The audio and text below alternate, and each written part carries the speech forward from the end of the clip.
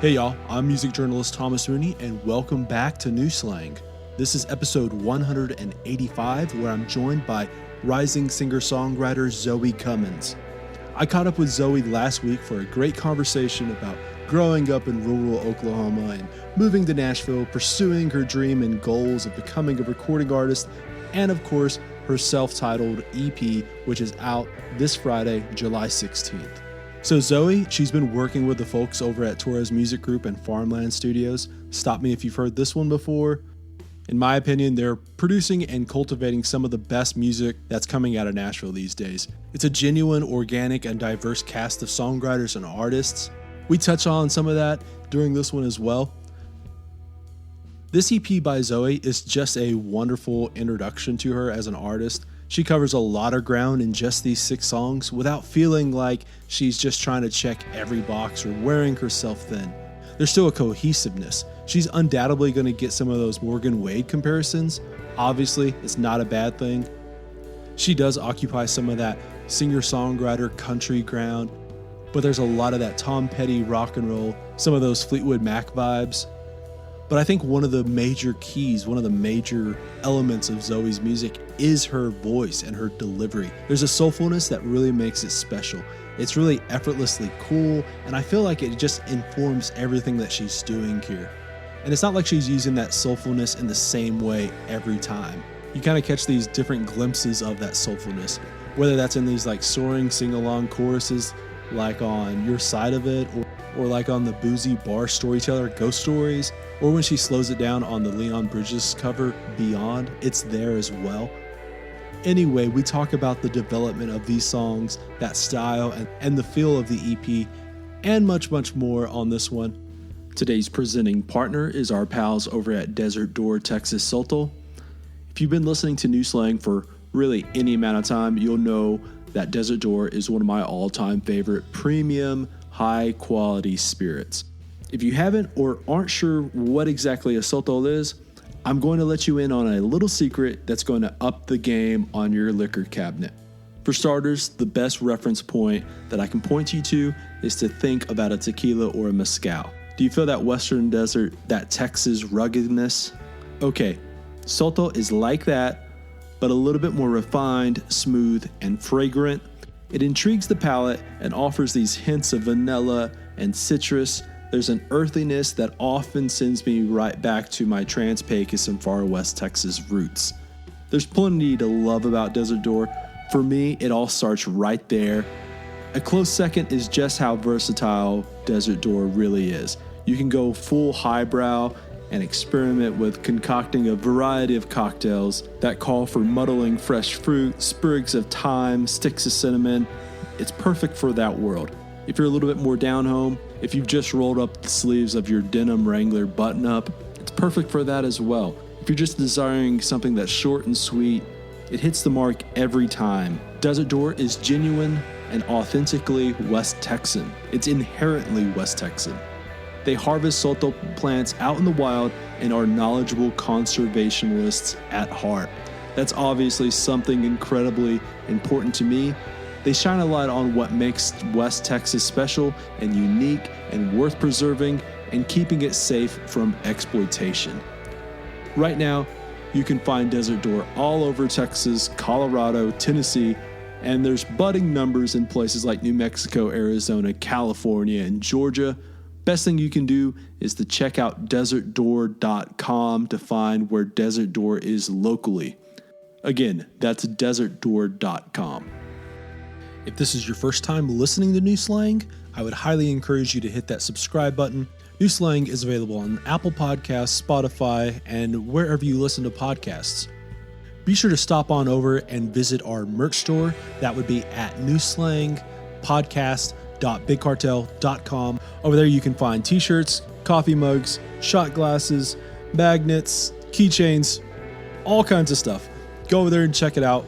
All the links that I just mentioned, they are in the show notes. So yeah, let's get on into it. Here is Zoe Cummins. Let's kind of start with the obvious. You have a new EP that's going to be coming out July 16th, self-titled.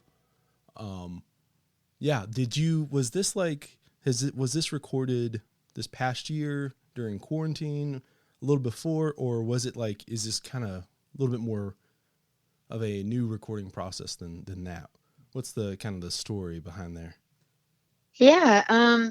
So actually the way that I got to record it in the first place was really cool. I'd been wanting to put a record together for a while. Whenever I was playing tons of shows, sometimes like two or three a night, I did not give myself the time to be able to record. So yeah, during quarantine, I decided that it was definitely a good idea to use that time to be in the studio. A lot of artists were doing that. So I posted on Instagram that I was ready to start that process. And Alex Torres reached out to me. And obviously, we had a lot of mutual friends. And he said that he had a really, really cool group at Farmland that he had been doing records with. And it sounded really awesome. So we got together, and that was in November when we started recording. So we were kind of on the tail end of quarantine and stuff, but definitely still very much a COVID situation, masks in the studio and everything. But yeah, we got in November and just kind of took that process all the way through early April when I think the first single was released. So yeah, it was really interesting, but it was definitely the time to be in the studio. Yeah, I knew that you were connected with Alex and like Torres music group and all of the stuff that he's been doing out there. He's got like a really nice diverse cast of songwriters that he's been working with, and um, actually I think it was like yesterday I watched that video that you and Gabe Lee had on YouTube. There was like an interview and a couple performances, so that was really nice to see. Yeah, that was a lot of fun. And that was also done at Farmland, so it's kind of a magical little place. Mm-hmm. Yeah. Well, what's it? I guess like, did you know Gabe or any of these the folks that over at Farmland beforehand? What? And then obviously, I'm sure like you, regardless if you did or did not know them, I'm sure that's been one of those relationships that's kind of, you know these people a little bit more. Have you Yeah. been able to do any co-writing or anything like that? What's that been like? Yeah. So I knew Gabe. We had been playing some shows kind of, with each other, alongside each other, over the past couple years, and it's been really cool to get to know him. That's definitely how I got connected to Alex. And that video that you saw was really awesome. That was the first time we've ever collaborated on anything, but he's just so talented. So it was really, really cool to get in the studio and do that together. And yeah, I think I'm really grateful to be a part of Torres Music Group because there is like a really diverse cast of people, like you said, but we've all been working with each other a little bit more as time is going on, and that's been so fun. Everybody's so talented. So, yeah, that's what was the other part of the question? I'm sorry. Oh no, I was just gonna say like, have you had like, I guess, more chances to collaborate with pardon me, with some of the folks out there as far as getting into like more co-writing situations or anything like that, any kind of uh, collaborative efforts yeah. I'd say Alex does a really good job kind of getting everybody together. And I didn't really know any of the musicians or anything at Farmland. I knew of them, of course, but meeting them for the first time with Alex. So he's really good at bringing people together. And it's funny, like when you walk into a bar with him, everybody just knows who he is. They're always like, Alex, hey. So he definitely brings us together, and he's started doing some really fun shows for all of us. Most recently, we did a whiskey jam, which is just a really cool event in Nashville. I'm sure you're probably familiar with. And he did a TMG takeover.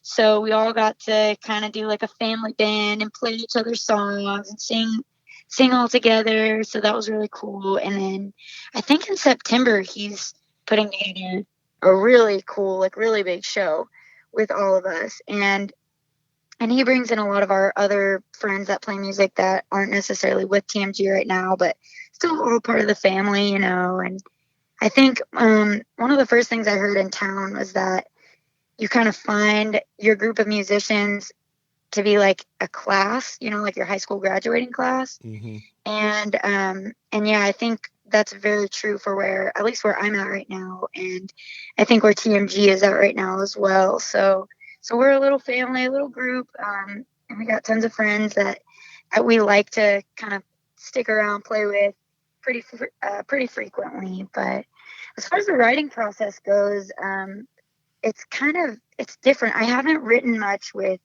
anybody from Torres Music Group, although I really want to, because like I said, everybody's so talented, and writing is just such a passion of all of ours. So hopefully that'll be coming soon. But I do have a lot of friends that I write with in town. Some more frequently than others. Like some of the names on this current EP, I was writing with pretty consistently before COVID, and so I love them. I'm just kind of starting the writing process back up after everything right now, so we're using back in. Yeah, like one of the things that I guess like I've talked with Alex here and there, really just like through social media and email and that kind of thing. But so I'm a little, a couple steps away. But one of the things I feel that you really get a sense of is how you said right there. He kind of connects people, he puts people in the room, and then also just doesn't like really try and make you sound a certain way. He doesn't Right. try and like, make you fit a certain mold or anything like that. And you can really see that with, again, like Gabe Lee's or like the Tristan Morez's. Like they don't sound anything remotely the same, but like they're still like given the same like freedom, I guess, to create what they want, even though they're, under the same umbrella. I'm sure that was something that really drew you to them as well.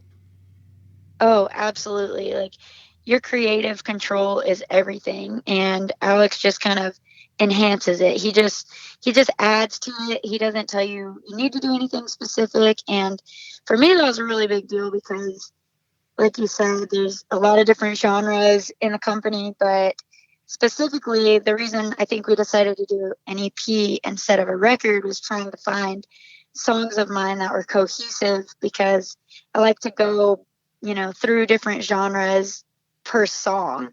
And I really kind of just depends what I'm listening to or what's striking me at the moment. But yeah, he's like finding really cool ways to make it still be my sound, um, and it like all be cohesive, all those different genres and blends, and so it's been really really fun. Yeah, I really do love your EP. It's like, one of the, I guess like that first thing that really draws you in is your voice. Like your voice has like just that right amount of like rasp to it, where Thanks. it's just I don't know, like I'm sure you've probably heard plenty of Morgan Wade comparisons already, but there is that little bit of that. There's that little bit of like that Tom Petty thing that's going on as well. And I don't know, like again, there's just a lot of really cool moments on there. I'm kind of, I guess, not necessarily obsessed. I won't use that word, but the one that I just keep on going back to is Ghost Stories. Thank you. Yeah, I love that one, and playing that one live is like one of the best feelings. I love I love the rock thing, and I think we totally nailed it in the studio. So thank you for saying that. It feels really good. Yeah, what's kind of like the story behind that song? Where was like, I guess maybe like the origin point Yeah. from where that came from.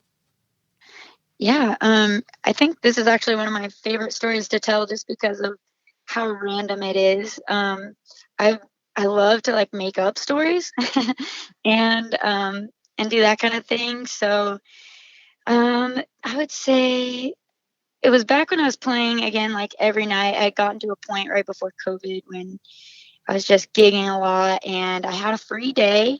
And one of my best friends is a videographer, and she's actually a content creator for a label now, but she was just touring a lot as a videographer at the time. And so we both had a free day, and we were hanging out on my back porch and decided to write a song. So we've written actually a couple songs together, and it's crazy how well that's worked out for us. she was back from a weekend run, and she had just jotted a couple lines down in her notes about just crowd watching, people watching, things that you do as a videographer. And she had the lines, she grew up in Mississippi.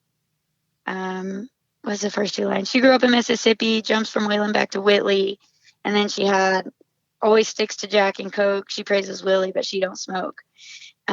Just kind of generalizing people in the crowd, like I said. And I was like, well, let's make up a story about this girl, and kind of based everything around that, like who shows up to the concert.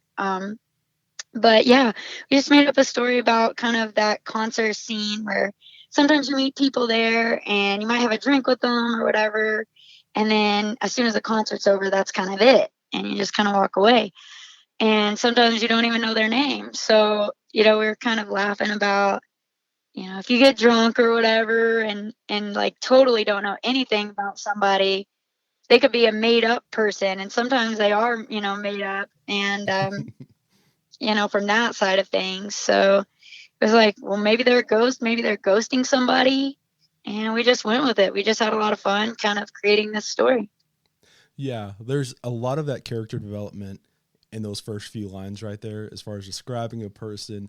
I do love that, probably the obvious line would be from like Wayland to Willie because of that rhyme, and everyone does that, but you guys went with the Whitley, which appreciate right there. But two, I do love, I'm kind of fascinated with that whole aspect right there of you guys talking about the ghosting of people or the misconnections, or the kind of doing the big fish story, kind of blowing things out of proportion maybe.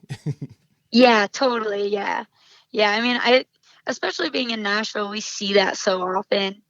And so, yeah, we just thought it was cool to tell that story to people. And we definitely thought that Keith Whitley did not get enough recognition. Just generally, you always have like the top players mentioned in town. You see Cash's face everywhere, Willie's face. And we're like, but Whitley was so good. We have to do it. Yeah, that's like I don't know, maybe it's one of those things where there's like so few people who can like hang with Whitley when it comes to those vocals that like maybe there's a little intimidation there, not saying that like singing a Johnny Cash song is easy, but maybe it's a little bit easier for most folks. And the Whitley thing's a little intimidating to, try and cut a Whitley song or cover one, but yeah.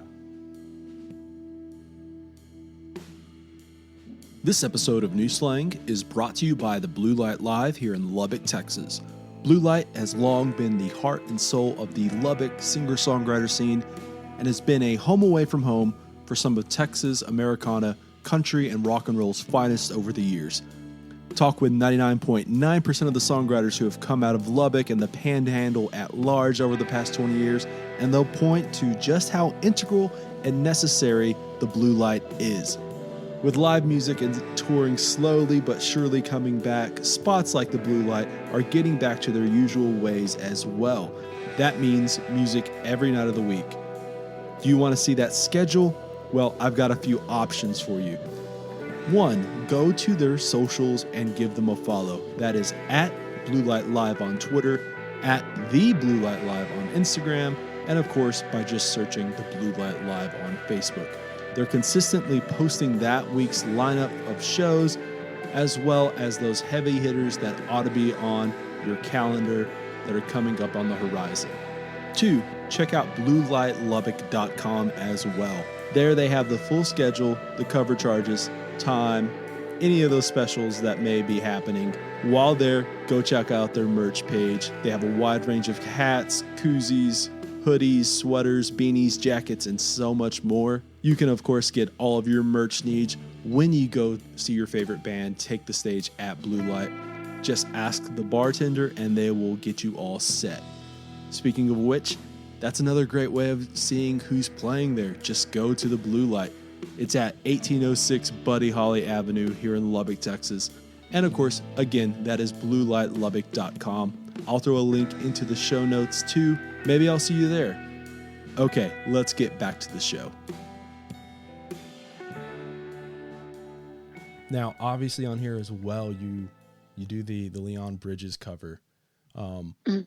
First off, like, when did you kind of like decide, hey, this is something that I need to throw into my own, catalog, if you will? And then also, like, what's kind of like the decision to go the acoustic route on that song? Yeah, I think honestly, everything happened really accidentally and it worked out really well for us, which is so cool. I was kind of nervous. Like, well, I posted a video of me singing it. You got to practice your songs for your 3-hour gigs and stuff. And that's just always one that I really loved. And I think everybody loves that song. And it's really beautiful.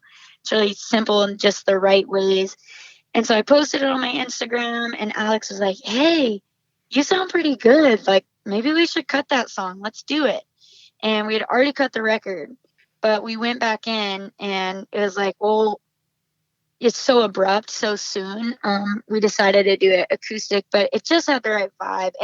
And like, I think the best songs, and I've heard this before, are ones that can stand alone with just a voice and a guitar. And it felt like one of those songs. So we just did it. And like I said, it turned out cool. I was a little bit nervous at first, as I was saying, because actually Luke Combs did a Crossroads session with Leon Bridges for that song.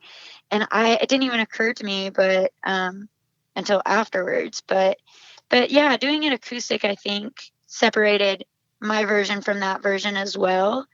And it was just the right move. It happened accidentally, but it was totally the right move, and it was a lot of fun. And I love that song.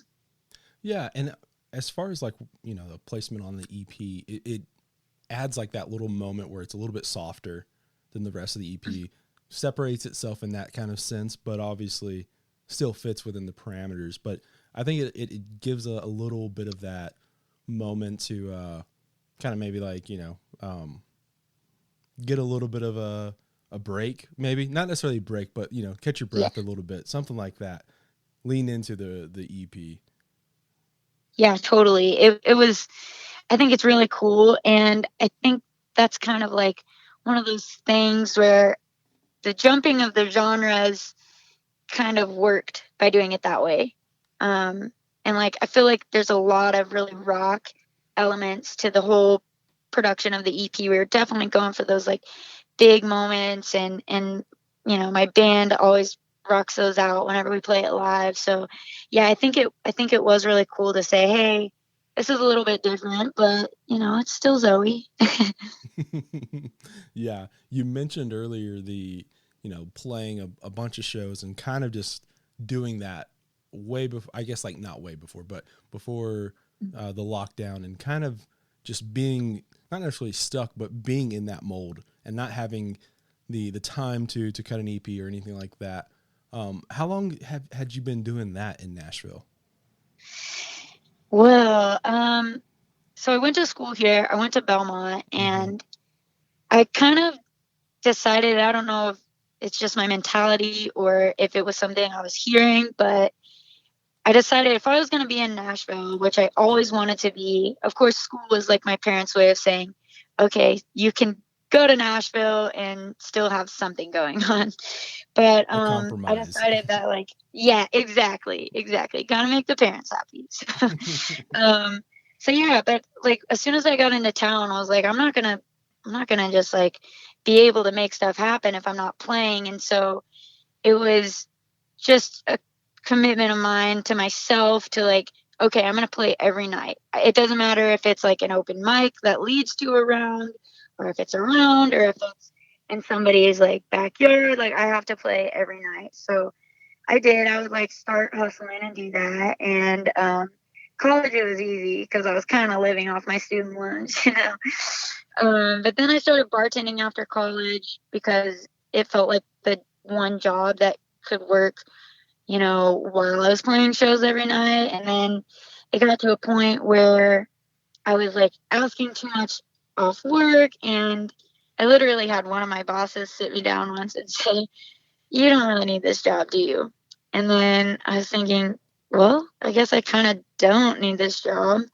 And so then it was a hustle to like, be able to pay my bills and like actually exist in Nashville. So then it was just like a mega hustle for a while. Where it was like, well, I've got to play the paid shows enough, but then still be able to do the showcases and the rounds and stuff that I want. So it kind of was just like it was just the only thing to do, I think. Yeah. Well, I guess like, you said you moved up there for school. Did Mhm. you move up there knowing anybody, or was that kind of, the Yeah. first time you moved up there just kind of being alone? Yeah, I was alone. I think a lot of people at the college were though, which was good because, everybody came with the same dream and the same like I'm going to do it solo or with somebody. So it was kind of like the perfect meeting grounds to be able to say, okay, we're all alone together though. Yeah. Well, it's interesting that you're talking about I guess maybe kind of getting caught like on I guess like the hamster wheel, where you're having to Mhm. like play that many shows to do the shows that you want. And then like just kind of, you know, don't look down, just keep on running, because if you maybe look down, you can get caught up in, oh my God, we're going 100 miles an hour. And, how do I get off? Mm. How do you keep up with doing that kind of thing? I don't know. It's really, Yeah. really interesting. I'm sure like a lot of up and coming songwriters who moved to Nashville feel that, but I don't know. Maybe was there any like, I guess like thoughts about, you know, I guess maybe a different approach, because I'm sure like some people move up there thinking I need to be writing songs and just writing and like pitching songs in that capacity versus like actually playing more. Um, or did you always kind of feel like getting your songs out, even if they were in these like smaller rooms and then working up was the way to go? What's I guess like maybe Yeah. the process of behind that, or is that just kind of the standard? Do you feel? I think it differs. I think there's definitely like people that move up here to be writers. And I've gotten to know those people really well, and they're also just so talented in their own way. But I feel like those people are constantly looking for an artist to sing the songs and to write with so that, they have something released too. And I think like I've, I don't like have a ton of money. So recording here is Mm-hmm. kind of a tricky thing. You gotta save up for a while. So that was just not something that was super easy for me to do when I was like, bartending and playing gigs to pay my bills so that I could do it. So, I mean, that's something that would have been really glamorous. But for me, it was like, I'm here to be a performer and I love to get up on stage and sing and like songwriting. I, I kind of started getting into co-writing in Nashville. Like that wasn't really a thing back home. There wasn't a lot of people pursuing music, at least within driving distance from my hometown. So I write solo a lot. Something I've always done, something that I still do. So booking those rights and things was definitely like a second thought. It was like, okay, I already have these songs. I'm writing like crazy in my dorm room, writing like crazy by myself every day. I mean, that's how I filled up the days while I was waiting for my shows to happen. So writing like just kind of happened. And then it was like, okay, the goal is to make people hear these. And if I'm not recording these, like I did do some recordings, but it was definitely like, well, I got to make somebody hear me somehow. And regardless of whether or not you're like in town to be a writer or a performer,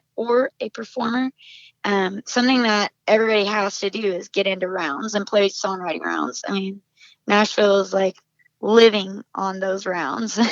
so, so everybody's doing that anyways. And that's kind of how I met some of my co-writers and collaborators, was doing that. But I think like, yeah, I think I just always wanted to play live. Yeah, I think there's something to that where, you know it's it goes to that whole like Malcolm Gladwell thing of like getting X amount of hours before you become an expert on something. But it's one of those things where half the people out there always are just kind of telling themselves, I'll start playing whenever I have the songs, versus just kind of, jumping in, feet first and just diving into the deep end of the pool. There's something more to that where, I think like you have to kind of do that sometimes. You may not have all the ducks lined up in a row, but you can figure them out as you go. Yeah. Because also, like, at the same time, you'll hear like other people. This is, I don't know, the hypothetically, you really don't play around and you just cut a record and then you release it, and you'll hear a lot of people go like, well, and this is one of those stupid things that you'll hear people say, but like, oh, that's like a plant. Like that person was like created in a lab, or like that band was like put Right. together by the industry. And it's like, well, I don't know, maybe they just, weren't playing around either. I don't know. It's Yeah. just kind of a weird thing there. I think So there's like some truth to that. I think there's some people that have the resources to be able to do that, and that's so cool. But yeah, for me it was like, well, kind of just like you said, my mom gifted me that Malcolm Gladwell book, mm-hmm. probably all of his books, but specifically the 10,000 hours, whenever I was like 16 or something. And she's like, okay, well, anything you want to do, here's the rule. So I definitely think that that's true. And like, playing out, it's the best because you get to see people's reactions. Like, what works. Like, okay, that song didn't work, but if I did this does work. And so that was definitely a huge part of me, like developing my sound, was just finding those moments and finding that thing that worked about whatever I do. Yeah, I guess like there's a little bit more of the testing process that way of Yeah, the definitely. at least in some senses you're getting like the instant gratification, where otherwise if you're just like writing those songs and playing them in front of the mirror or something, maybe Mm. you can get lost in the in your own thoughts of like, oh, is this actually even good? Yeah, totally. Also, like the funny thing about the Malcolm Gladwell deal, the 10,000 hours, is sometimes I think like that's like too low of a number, and then sometimes I think it's like way Yeah. too high of a number, and I'm like, man, sometimes like maybe it's like 1,000,000 hours. I don't know. I guess it depends on the bar that you set for yourself. Yeah, you've mentioned home a few times. You're from Southwest Oklahoma, which is Yeah. pretty. You almost are out here in Lubbock by. Yeah, That's it's probably like pretty close. the. I guess is Lubbock closer than Oklahoma City, or is it kind of comparable? It's probably pretty comparable.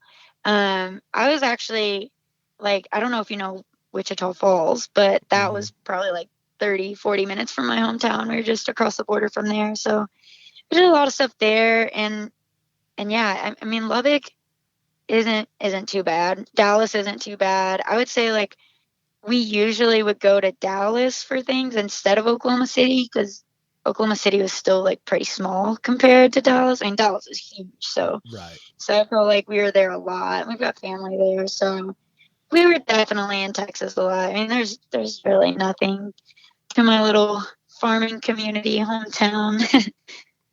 Is that what your family did? Is farm and ranch, or what's kind of like my your I guess your childhood? What was that like?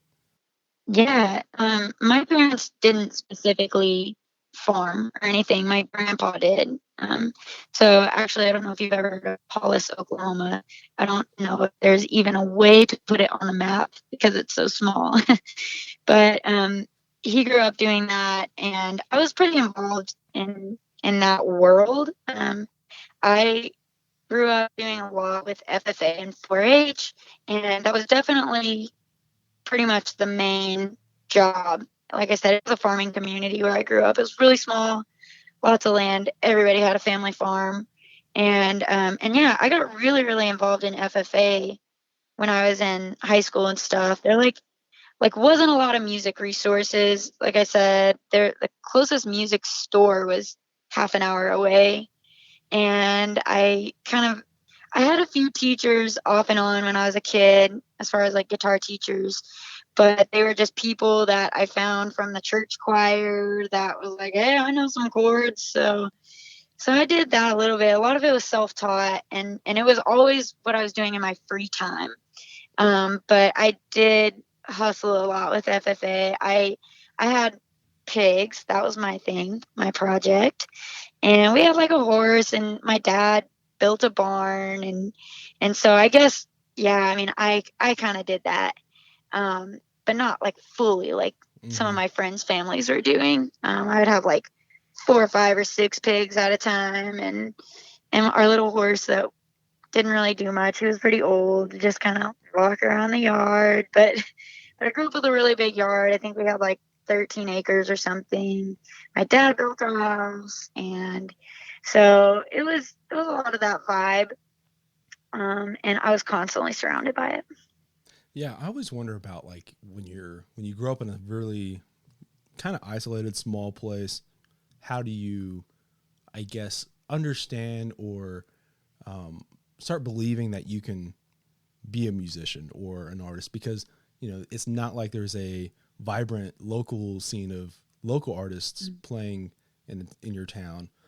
I feel like I grew up in Fort Stockton. There really wasn't anything like that there, so I always Yeah. kind of felt like, you know, growing up thinking that if you became a musician, you were, as I've said on here thousand times, you're either like George Strait or you're like that uncle who knew some of those guitar chords, and there was like no middle Yeah. ground.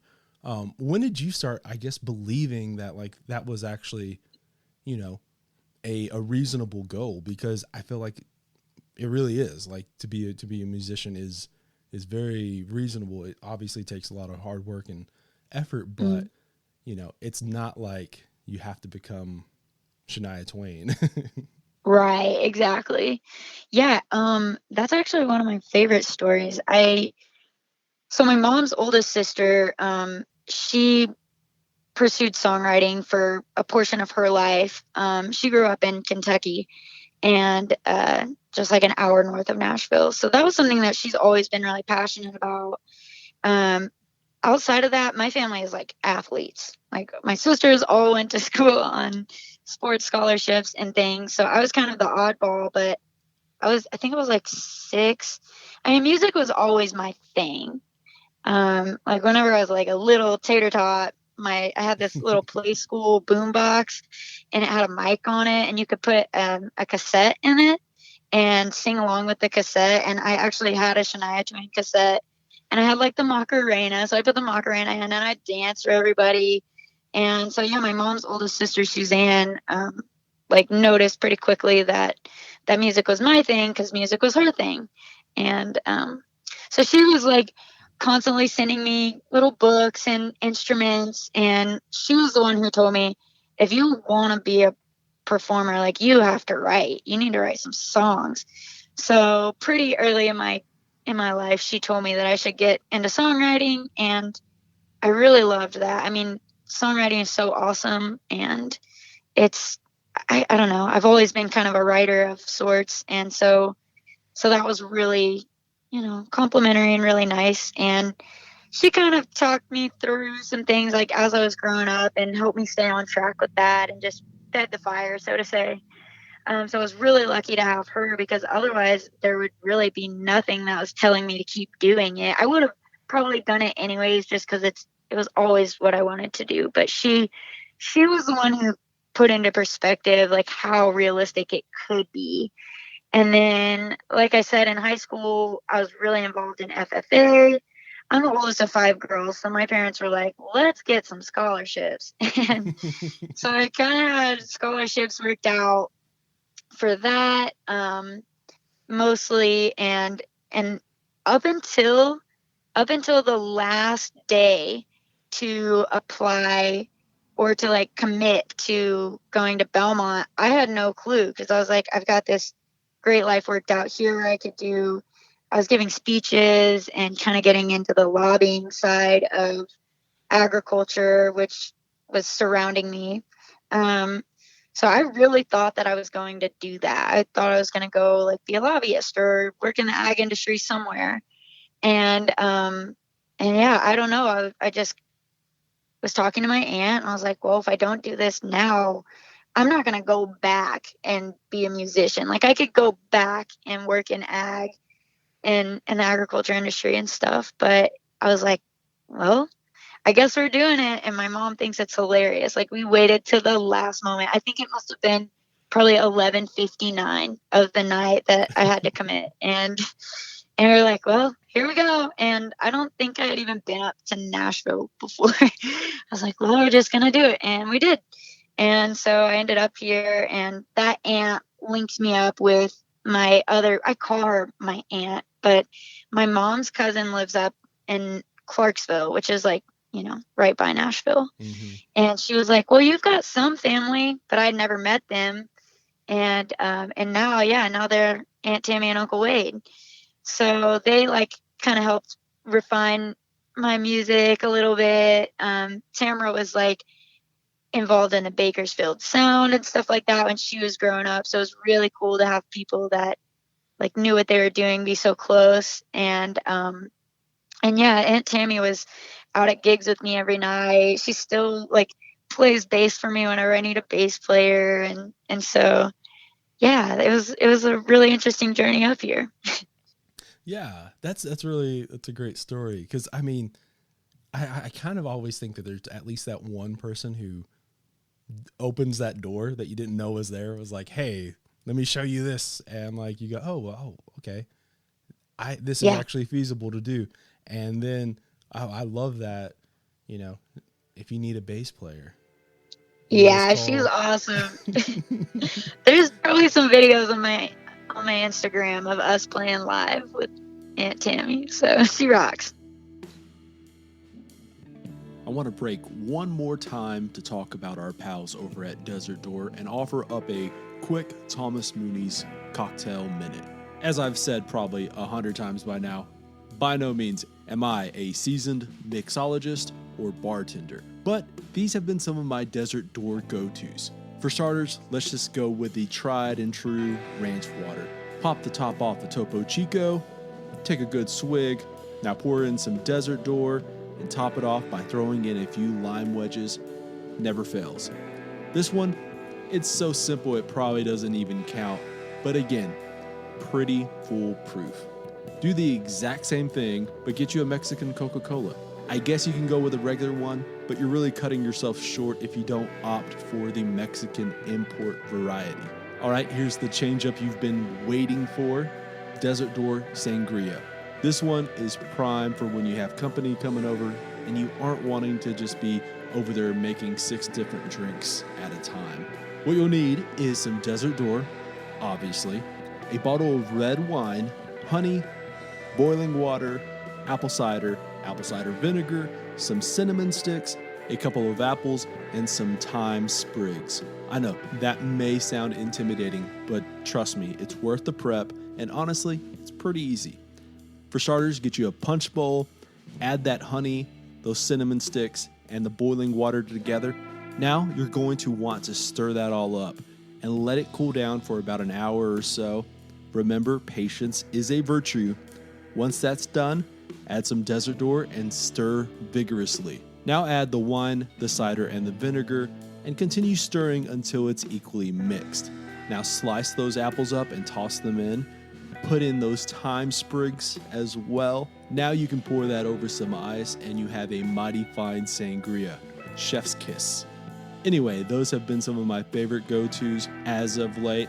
And remember, Desert Door is as versatile as vodka and more refined, smooth, complex, and intriguing than tequila. It's rich in balance, and whether you decide to keep it simple or want to experiment, Desert Door is that perfect Texas spirit. There's plenty more recipes over at desertdoor.com as well. Check out the show notes for a link. All right, let's get back to the episode.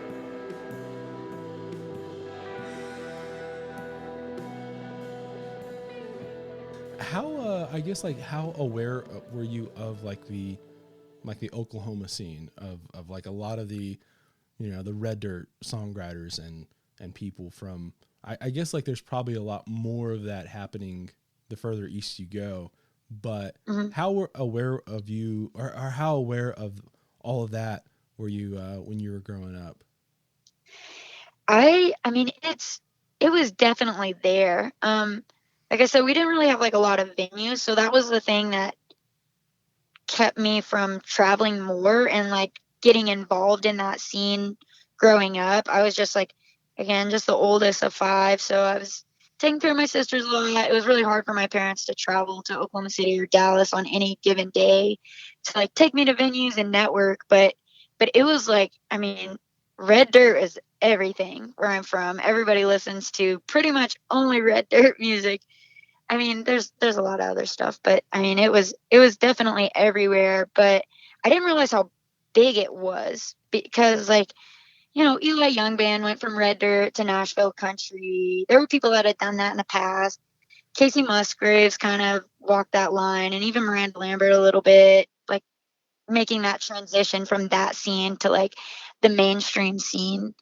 And like people ask me all the time here, I didn't realize how unique it was. It was just like something, it was just always there. It was like, oh yeah, everybody does red dirt country or whatever. And it was a lot of what I listened to. But yeah, whenever I moved up to Nashville, everybody's like, oh, you're an Okie. Why is everybody that's like coming up in this town like from Oklahoma? How are Oklahomans even interested if there's nothing going on there?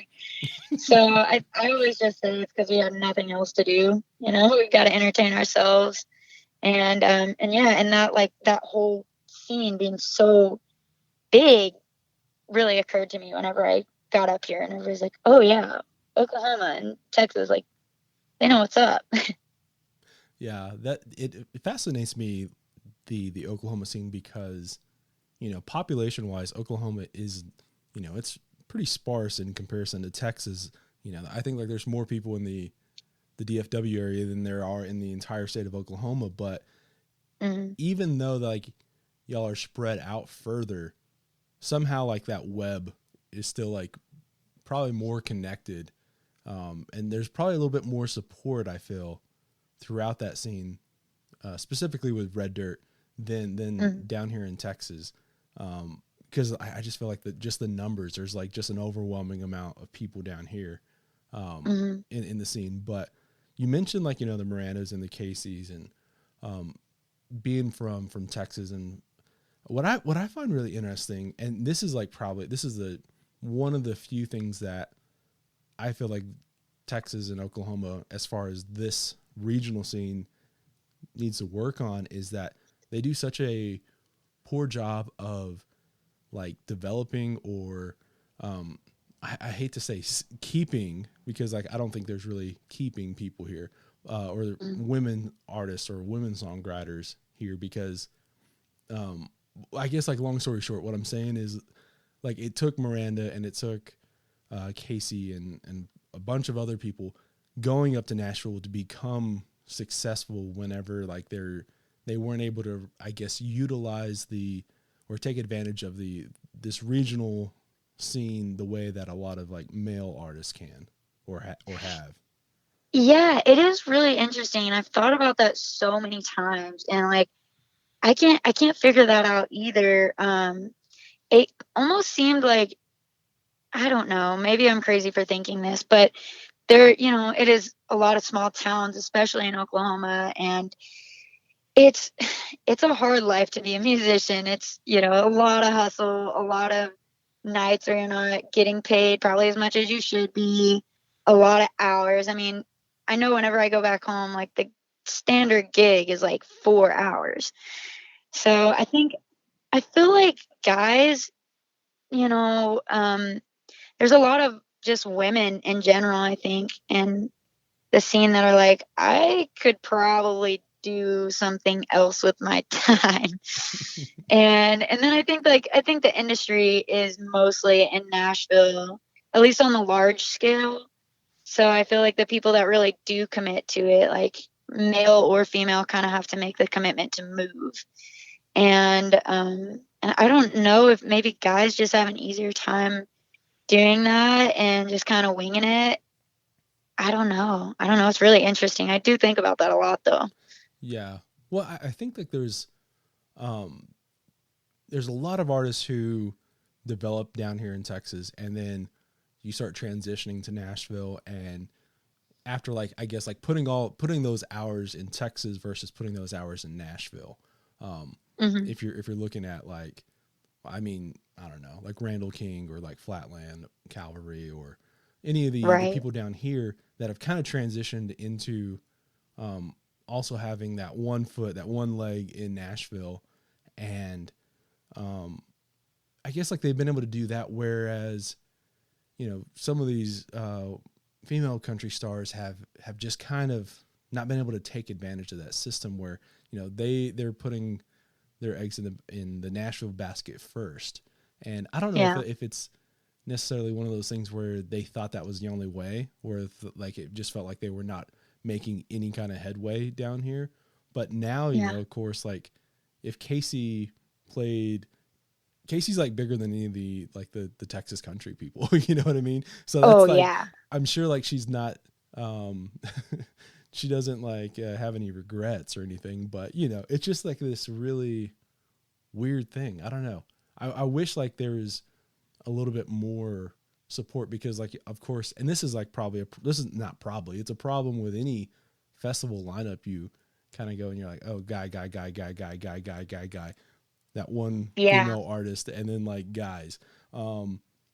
And I don't know, maybe a little bit more diversity on that kind of stuff. If there was just, and I'm sure that there are artists here who are women who are trying their hardest, but I don't know, maybe it to me it just kind of feels like they have a little bit of a more difficult time um, getting the same benefits or benefit of the Yeah. doubt. Yeah, I was actually having that same conversation with this group of people in the UK. Like through COVID, they put together this really cool thing where they set up live streams, and they were like big concert fans. They would go to concerts together all the time, and they were like, "Well, why don't we, do something to entertain ourselves now? Let's maybe get some of these American artists like on live stream and broadcast it here and open it up for tickets and stuff." So it's been really cool to get to know them. But they were mentioning that exact thing. They're like, it's really bizarre how, scarce female artists, not not how scarce we are, but just like in the mainstream, like American promotion, world. I don't know, Mm-hmm. but they were saying that female artists in the UK are actually a lot more popular than the male artists. So yeah, I don't know why. They were like, come play some shows in the UK. You'll definitely get a lot of fans. So that's on my list for sure. As soon as we can get those gates open. But yeah, I don't understand that. But hopefully hopefully the trends are changing a little bit. And I've seen a lot of that, especially as like the country music genre widens. I think we see a lot more artists, but maybe it's like how they're branding themselves too. Like maybe some are more pop or Americana and a little less of that like country red dirt thing. I don't know. Yeah, obviously I think like we've had a huge problem with gatekeeping what country is or what traditional country is. And if Mm, you're not playing, if you don't have a cowboy hat and boots on, then you're not country. Or if you're, and mm, put it into like 2015, if you're not singing about dirt roads and you know tailgates, mm. then are you really country? That kind of thing. And it's Right. so it's so weird because like that's such a small aspect of even thinking about being country if you're from the Right. country or whatever the case is.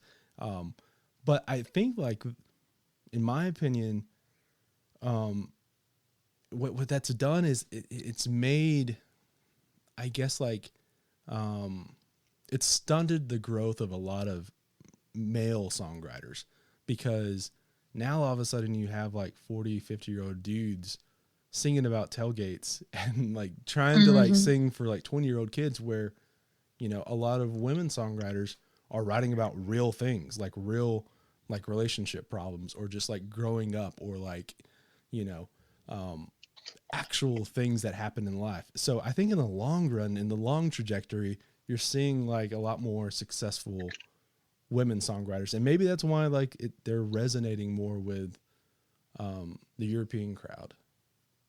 Yeah, it is interesting. I don't know, because like, yeah, you get somebody like Dolly, and they will withstand the test of time and like all boundaries and everything. So yeah, it's really interesting, but I guess we'll find out. Yeah, you mentioned how like, obviously this past year has really just been that pause on life as far as getting out and touring and stuff, and you playing in Nashville a bunch before then. What's, I guess, like your plans going forward for like the rest of this year as far as are you looking to get out and go on a couple of runs or anything like that? Totally. Yeah. I mean, I was trying to play in Nashville a lot before COVID just because like traveling for gigs is kind of hard just because like you're mostly not even breaking even half the time Right. until you get the right gigs. But yeah, I've definitely got plans to travel. I'm going back to Oklahoma in August. I think August 7th.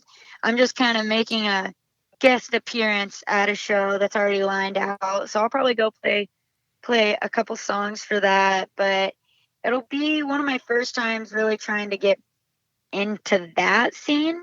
I feel like now that Oklahoma is starting to get a lot more venues and things, that it's really cool and a lot easier to schedule more shows in my home state. But it's also so close where I'm from to Texas that it's always like a really easy run. I used to do that like at least once a month when I was in college. I would hit Oklahoma and Texas and just make one big run. But definitely looking forward to and going to try to get some more shows back there planned. And like the audience is just so different. Like everybody comes to Nashville for music, but it's a lot of us like, more singer-songwriters networking and playing to each other than it is the people from out of town, because then you're diving into like the downtown scene, and a lot of that is just cover songs, so it's not Mm-hmm. as complimentary for a writer. But this like fans in Oklahoma and Texas love music. Like they go to the venue because that's what they want to do. They want to listen to the artist, and they want to get to know the artist, and they want to hang out with the artist and have drinks with the artist and stuff like that. So that's totally a huge market, and something that's really important to me is like getting back for some shows there. So we're working on it. I would say in August I'll probably start planning more seriously for those. But yeah, I'm really looking forward to that again. I mean, people are just the best fans in Oklahoma and Texas. It's really cool. Yeah, that's, I think, always been kind of a selling point for Texas and Oklahoma, and I'll throw in Louisiana, even though I don't know if there's many Yeah. venues out there. But this area where it is that whole thing where, if you go to a show and you try, like there's a pretty good chance that you can meet that person who is singing on the stage, and Hmm. that's maybe not always the case if you're going to a big show that's coming through town in the arena, the arena size show. Whereas Hmm. if you're going to a local venue, a smaller venue, you're going to be able to meet that person at the merch table. And I Right. think like that's really, I honestly think that a lot of people, a lot of fans, that one-on-one connection, like it makes them like the music more and makes them like feel like they're investing in a person versus a product. Totally. Yeah. I mean, it's so essential, I think. Like those shows are everything. Yeah, well, you'll have to if you're on your Texas tour, your Texas run, you'll have to come through Lubbock. I definitely will. I've still got some family out there as well, so I will definitely be in Lubbock. Yeah, well, yeah, I think that's it's a good spot to end on right there. It's been Cool. great having you on and talking about music and your story and the new EP. Yeah, thank you so much. It's been a lot of fun. All right, that just about does it for this one. Be sure to check out the new EP by Zoe Cummins. It's out this Friday, July 16th. I really dig it. I think you will as well. Go visit our partners over at Desert Door and the Blue Light Live. Stop on over at the merch store and Patreon. And yeah, I'll see y'all later for another episode of New Slang.